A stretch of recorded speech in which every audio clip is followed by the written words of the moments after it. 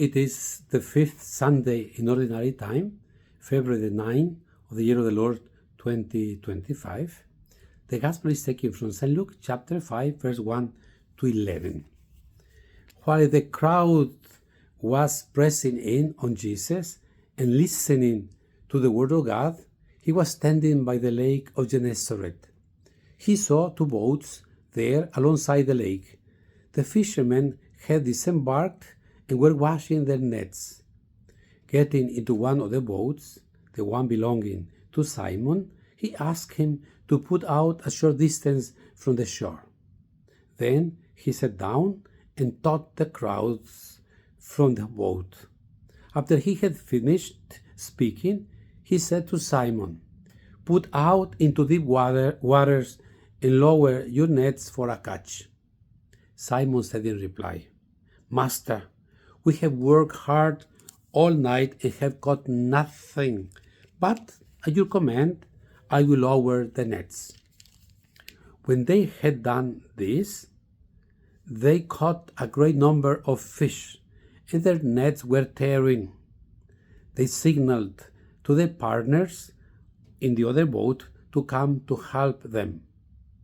They came and filled both boats so that the boats were in danger of sinking.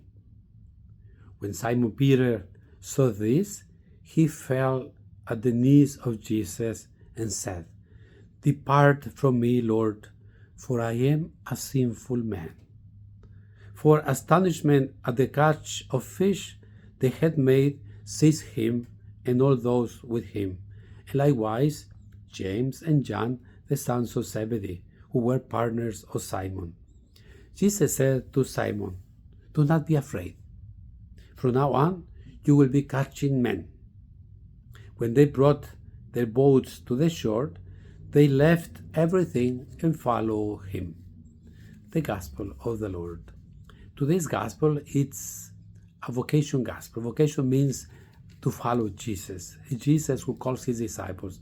You can read in the Gospel of Mark chapter 1, verse 17 and following, the calling of Simon and Andrew, James and John. This, in the Gospel of Luke, is more developed. In fact, the Gospel of Luke, Jesus had already been in Nazareth, in Capernaum. He had already expelled the demons. He had cured the mother-in-law of Simon. So they were some kind of familiarity between Jesus and Simon. Now, Jesus is along the lake of Gennesaret. The people are listening to the word of God. They were very attentive. They were following Jesus at the end. This is why Jesus stood on one of the boats to preach. The gospel doesn't say what did Jesus preach, but he's there. The people are listening to him, to a word much different. Because Jesus spoke with authority, unlike the scribes and Pharisees. That's the first thing. The second thing, after Jesus had finished preaching, he tells Peter, to go duc in altum, go at the end, put out into deep water and lower the nets. So go and fish. And Peter has an excuse. He's a fisherman. Jesus was not a fisherman. Jesus was a carpenter, so he knew very little about fishing. And Peter says, "We have been fishing all night and we caught nothing." Because in the lake of Galilee, lake of Gennesaret, they fish at night. So they caught nothing, but he said, "At your command." It means he trusted in the word of Jesus. What will happen if Peter could say, he's from Nazareth, what does he know? I will do my own. It's too late. But I will do it because I trust in you. And he lowered the nets. That it's a great miracle, because he got a great catch of fish, not only for him, but the next boat, maybe where James and John were. And then there was a surprise. They were there astonished. The gospel said astonishment, because they saw the great number of fish they caught. And that moment, what did Peter say? "Depart from me, Lord, for I am a sinful man. Seeing the greatness of Jesus, he knows that he's a sinner.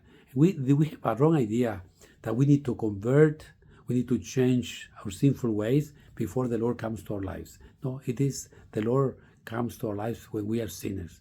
Jesus approaches Simon Peter even though he's a sinner. Jesus did not call holy people. They call people like you and me who are willing to follow him.